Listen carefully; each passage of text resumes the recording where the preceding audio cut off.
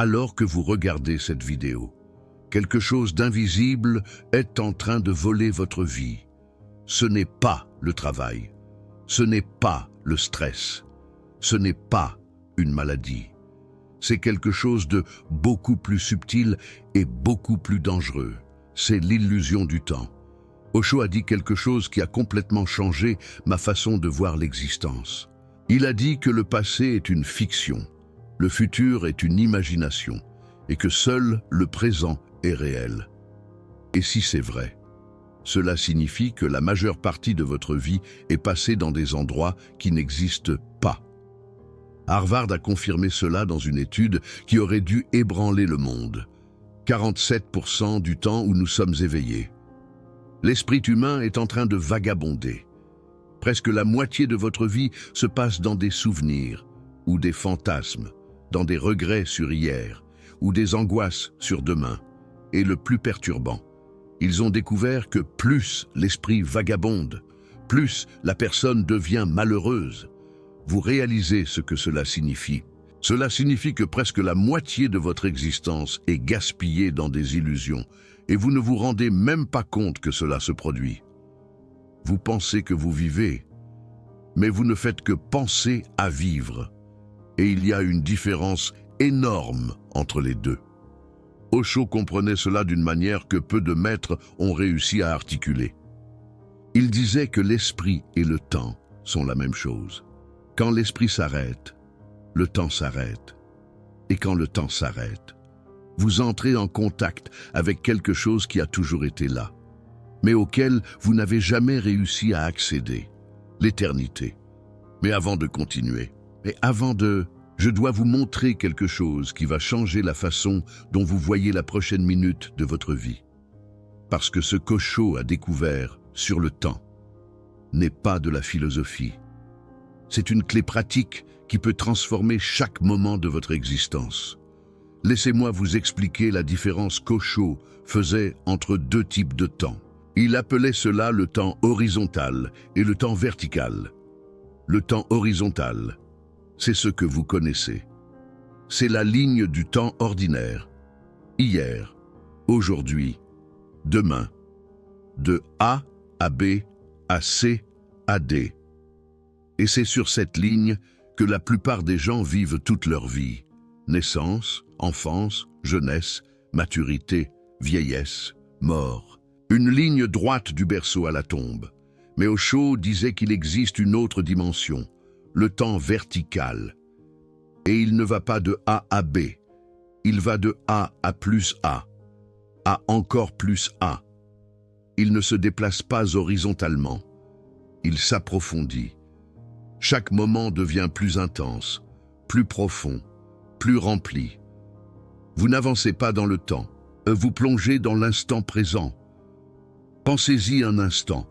La plupart des gens passent leur vie entière à se déplacer horizontalement, toujours en courant après le prochain moment, le prochain jour, la prochaine semaine, la prochaine année. Et quand ils y arrivent, ils pensent déjà à ce qui vient après. Ils ne s'arrêtent jamais. Ils ne plongent jamais. Ils ne découvrent jamais la profondeur qui existe dans chaque instant. Osho disait que lorsque vous vivez horizontalement, vous vivez à la surface. Et la surface, c'est là où réside l'anxiété, le stress, la précipitation, la sensation que le temps passe trop vite, que la vie s'échappe entre vos doigts. Mais quand vous découvrez le temps vertical, quelque chose de magique se produit. Vous réalisez que chaque moment est infini, que l'instant présent n'a pas de limite, que l'éternité n'est pas quelque part dans le futur. Elle est ici, dans cet instant précis, attendant d'être découverte. Cela explique quelque chose que vous avez peut-être déjà expérimenté. Ces moments rares où le temps semble s'arrêter. Lorsque vous êtes tellement présent, tellement absorbé par quelque chose, que les heures passent comme des minutes, ou que les minutes semblent des heures de plénitude. Dans ces moments-là, vous êtes accidentellement tombé dans le temps vertical. Vous êtes sorti de la ligne horizontale et avez plongé dans la profondeur. Osho a écrit un texte intitulé « Quand l'éternité pénètre le temps ». Dans ce texte, il décrit l'être humain comme un carrefour. Vous êtes toujours à un point de choix. Vous pouvez vous déplacer horizontalement, comme le font la plupart des gens, ou vous pouvez vous déplacer verticalement en direction de l'éternité. Le problème, c'est que personne ne vous a appris que ce choix existe. Depuis votre enfance, vous avez été conditionné à penser au temps d'une seule façon. L'horloge, le calendrier, l'échéancier, respecter les délais, arriver à l'heure, planifier l'avenir. Personne ne vous a jamais dit qu'il existe une autre façon de se relier au temps. Une façon qui ne vous asservit pas, qui vous libère. Et c'est là que ça devient intéressant. Osho disait que le passé et le futur n'existent que dans l'esprit. Ils n'ont pas d'existence réelle. Le passé est déjà parti. Le futur n'est pas encore arrivé. Le seul endroit où la réalité se produit, c'est le présent, cet instant, cette respiration.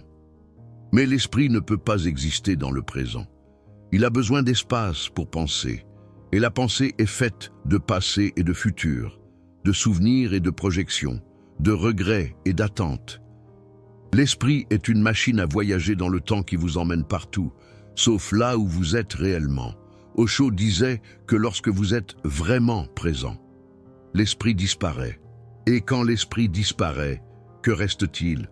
Du silence, un silence vivant, vibrant, rempli de présence. Et c'est dans ce silence que vous vous trouvez.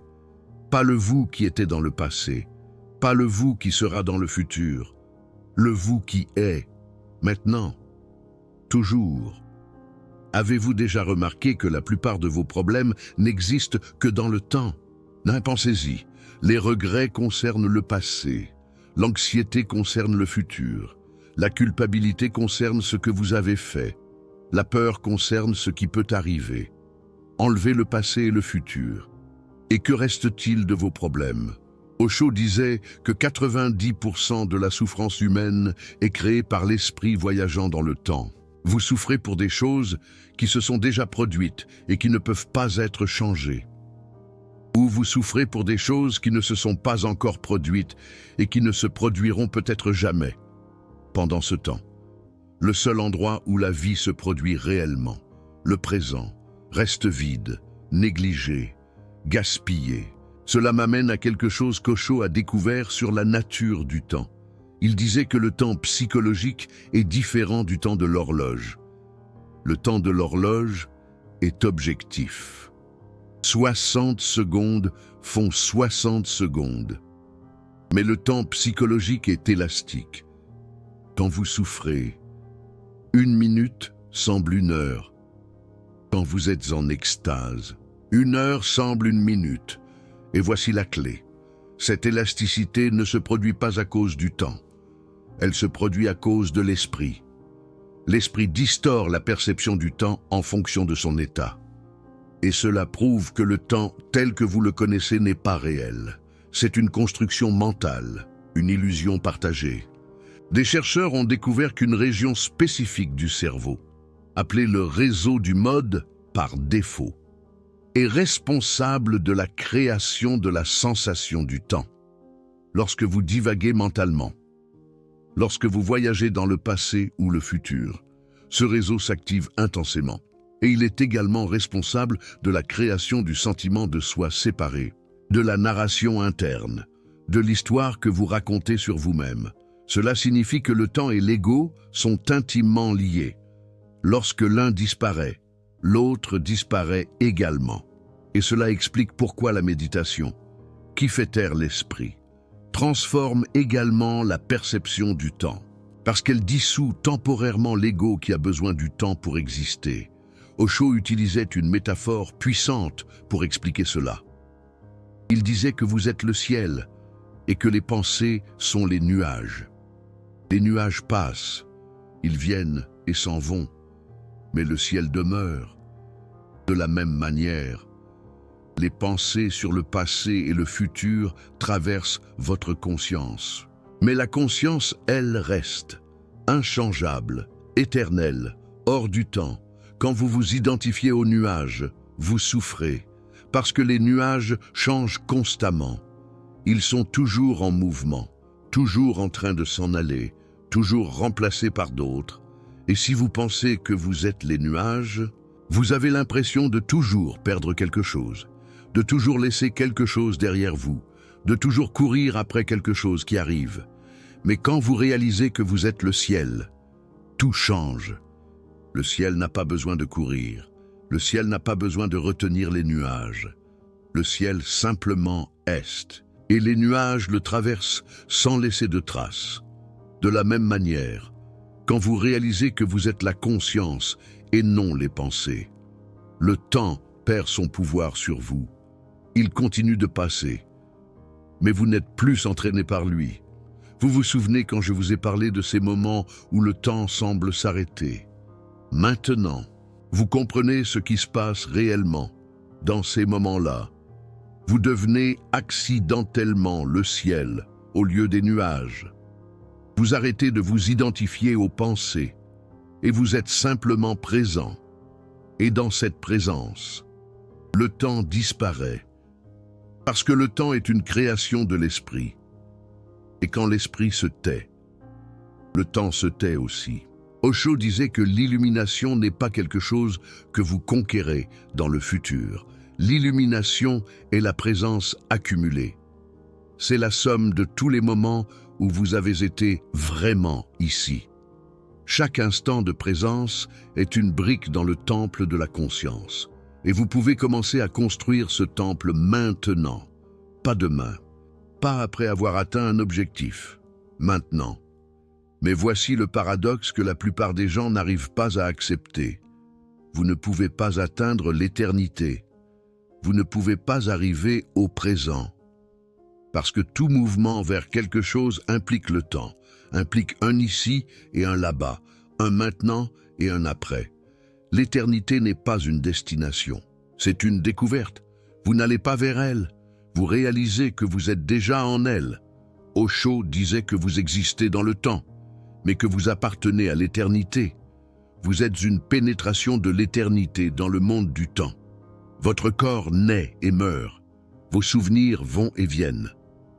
Mais ceux qui observent tout cela, ceux qui témoignent de la naissance et de la mort, des souvenirs et des oublis, cela n'est jamais né et ne mourra jamais, parce que c'est hors du temps. Laissez-moi vous donner quelque chose de pratique maintenant, quelque chose que vous pouvez expérimenter immédiatement. Arrêtez-vous un instant et percevez votre respiration. Ne changez rien, observez simplement. Vous percevez que dans ce moment d'observation, vous êtes présent. Il n'y a pas de passé, il n'y a pas de futur. Il y a seulement la respiration qui se produit maintenant. C'est tellement simple que l'esprit n'y croit pas. L'esprit veut compliquer. Il veut créer des systèmes, des méthodes, des techniques élaborées.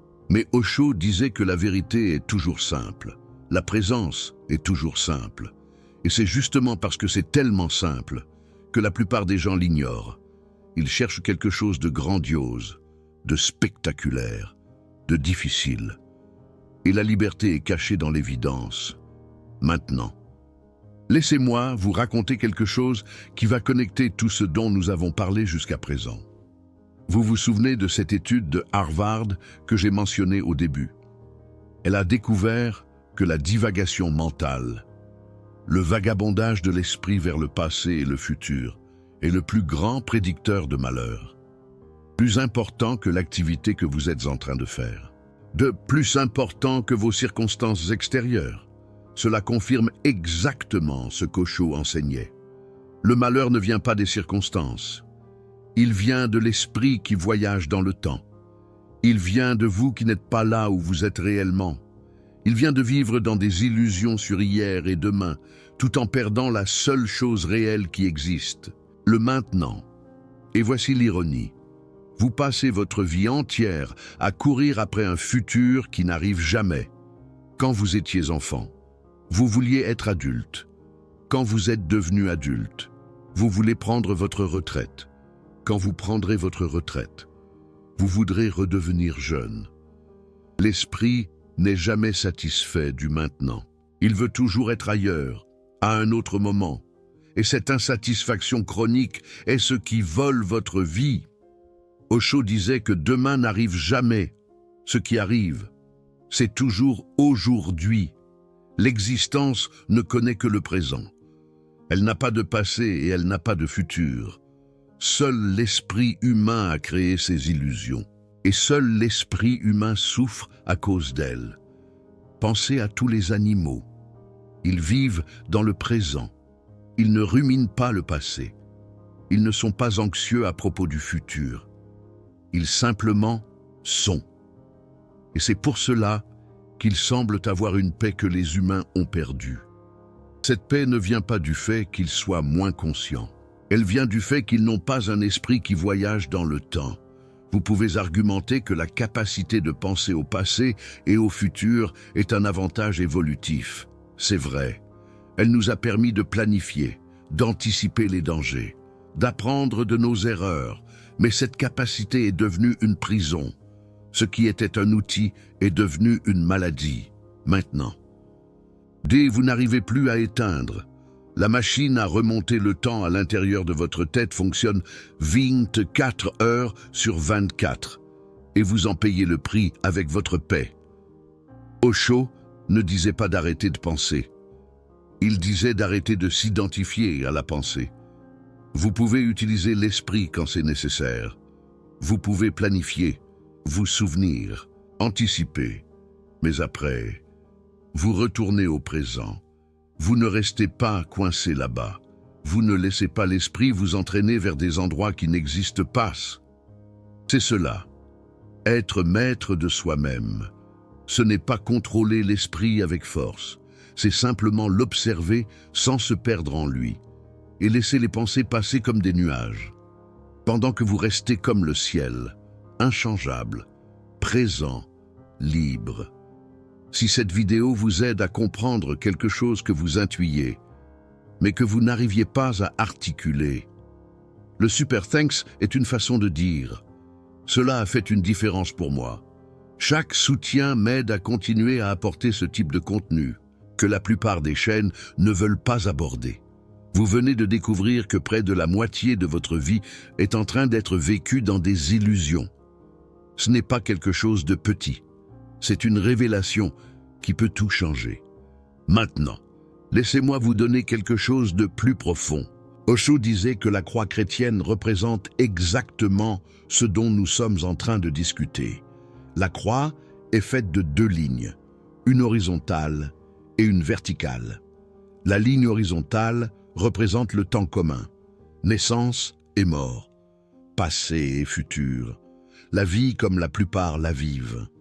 Mais la ligne verticale représente une autre possibilité, la plongée dans l'éternité, la transcendance du temps. Il est intéressant de noter que Jésus a été crucifié à ce carrefour, ses bras étendus horizontalement, représentant la vie terrestre, mais son corps érigé, pointant vers le haut et vers le bas, représentant la connexion entre le ciel et la terre, entre le temps et l'éternité, entre l'humain et le divin. Vous aussi, vous êtes à ce carrefour, à chaque moment. Vous pouvez choisir dans quelle direction vous déplacer. Horizontalement, en suivant la foule, en vivant dans le temps linéaire, en courant après un futur qui n'arrive jamais, ou verticalement, en plongeant dans l'instant présent, en découvrant l'éternité qui est déjà là, présente dans chaque instant. La plupart des gens ne réalisent jamais que ce choix existe. Ils vivent toute leur vie à l'horizontale. Ils naissent, grandissent, travaillent, vieillissent, meurent, sans jamais découvrir l'autre dimension, sans jamais effleurer l'éternité, qui était là tout le temps, attendant d'être découverte. Osho disait que la personne illuminée vit verticalement. Elle ne court pas d'un moment à l'autre. Elle plonge dans chaque moment. Elle extrait toute la profondeur, toute la beauté, toute la signification de chaque instant. Pour elle, un seul moment peut contenir l'éternité entière, parce qu'elle sait comment descendre profondément. Vous avez sûrement déjà remarqué quelque chose d'intéressant chez les enfants. Ils semblent avoir une relation différente avec le temps. 1 heure de jeu semble durer une éternité. Une journée de vacances est une éternité. Pourquoi? Parce que les enfants vivent dans le présent. Ils n'ont pas encore été complètement conditionnés à vivre dans le temps horizontal. Ils parviennent encore à plonger. Ils parviennent encore à accéder au temps vertical.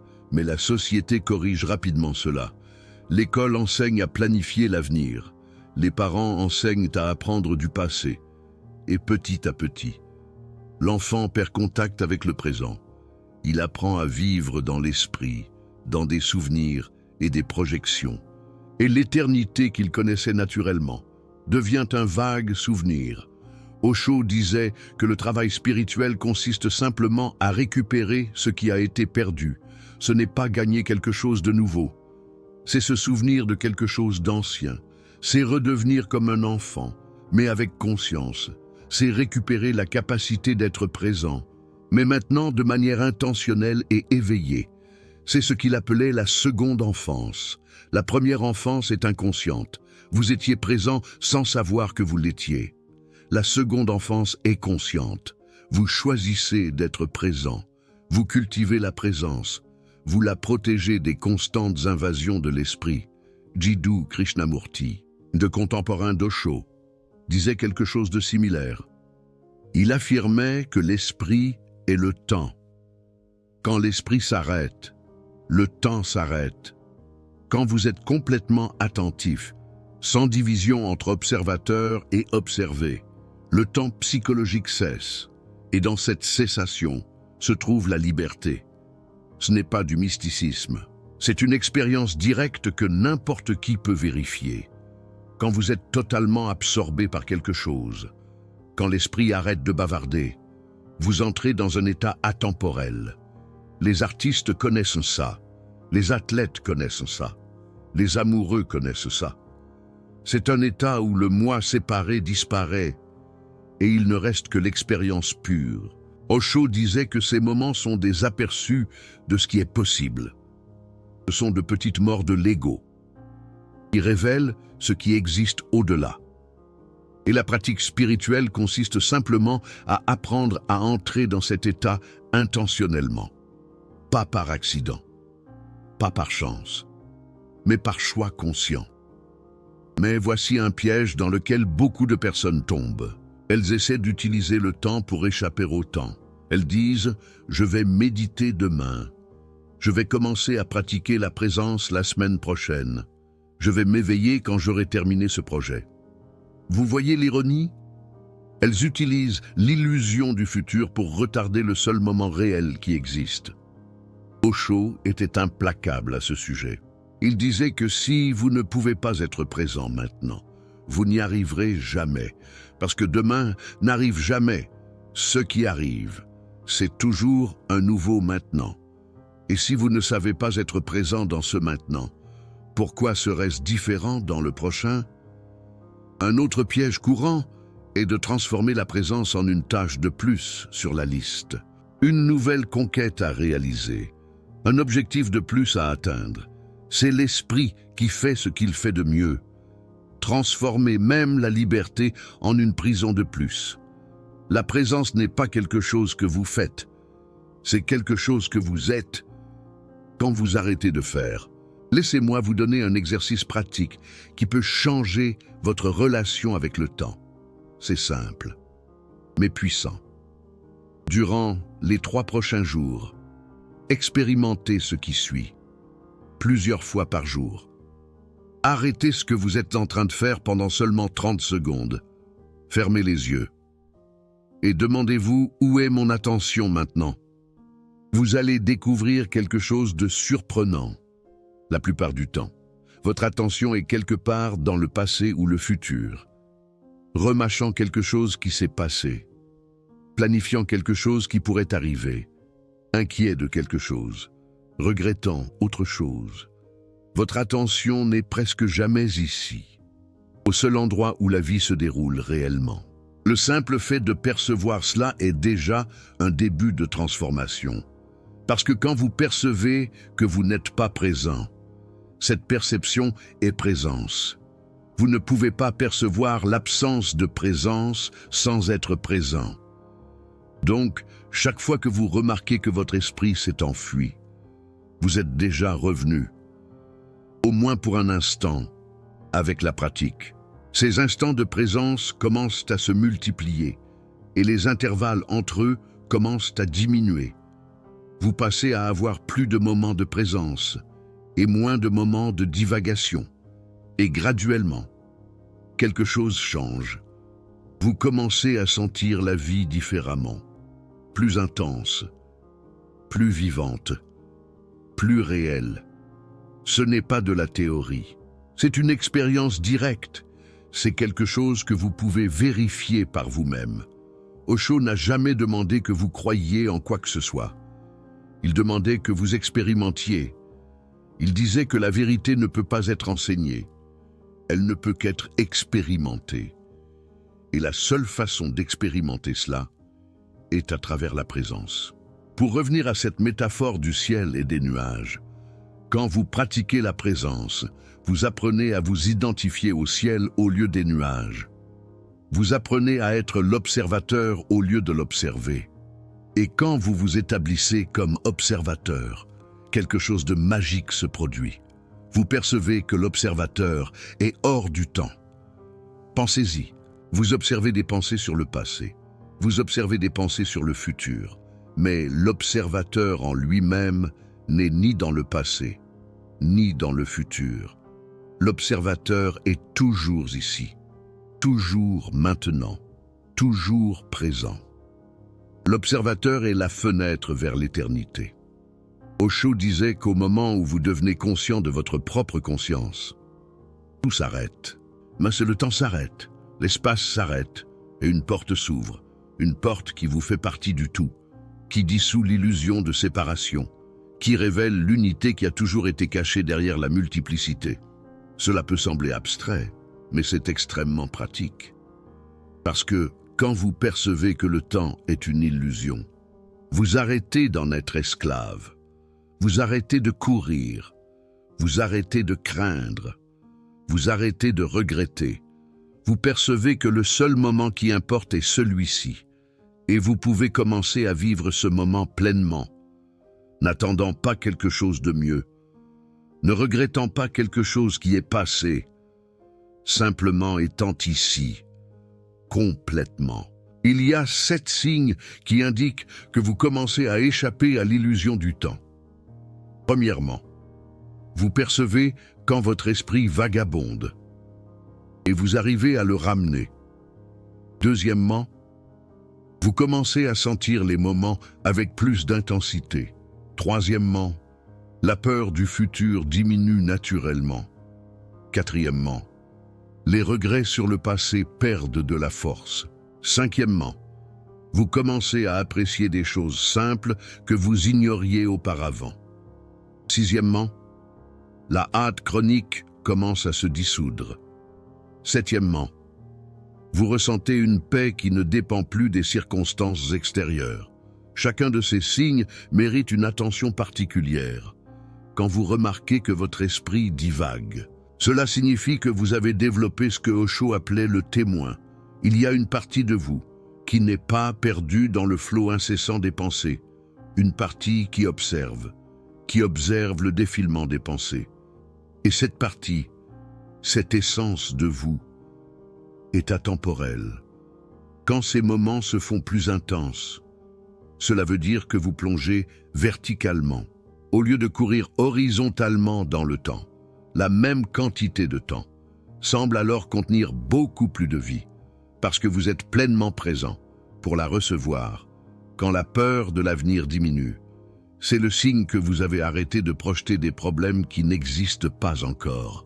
Vous réalisez que la plupart de vos craintes concernent des choses qui ne se sont jamais produites et qui, peut-être, ne se produiront jamais, et que le seul moment qui mérite votre pleine attention est celui-ci, cet instant présent.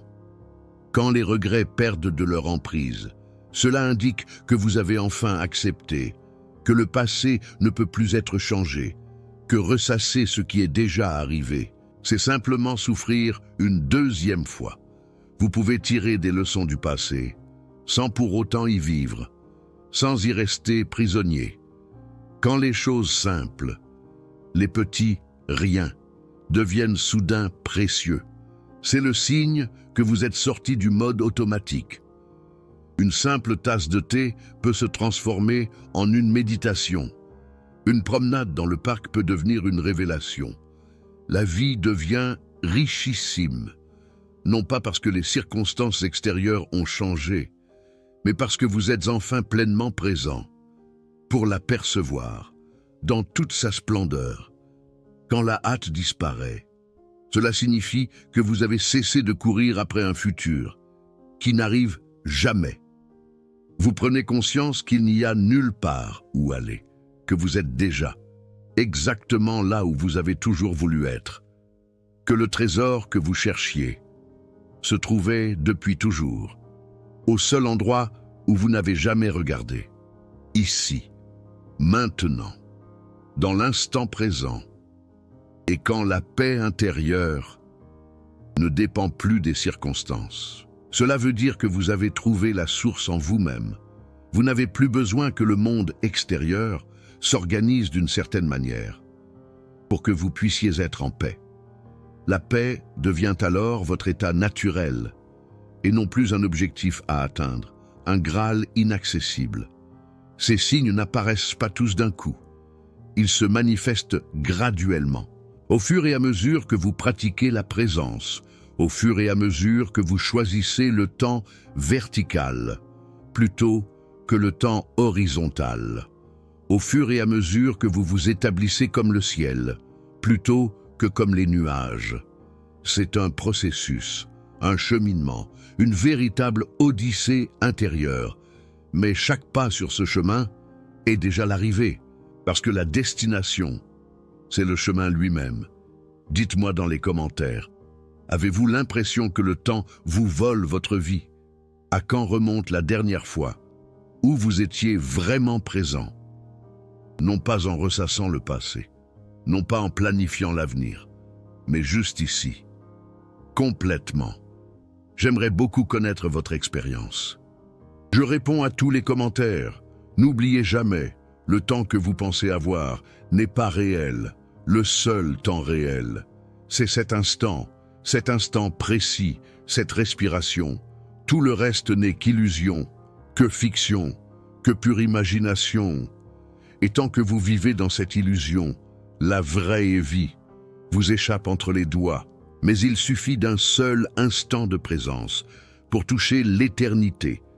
Un seul instant suffit, et cet instant est disponible maintenant. Il l'a toujours été, il le sera toujours. La question est, allez-vous le saisir? Allez-vous le percevoir?